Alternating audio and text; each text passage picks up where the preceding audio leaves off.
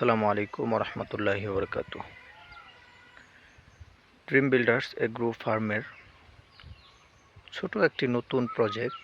আলহামদুলিল্লাহ, এখানে রয়েছে আপনার আদা, দেখতে পাচ্ছেন নিচে আদা।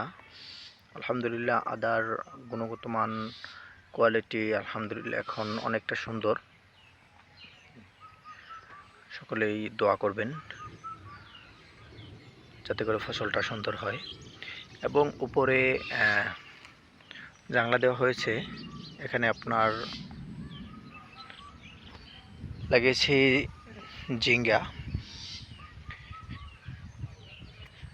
গাছের কোয়ালিটি আলহামদুলিল্লাহ অনেকটা সুন্দর।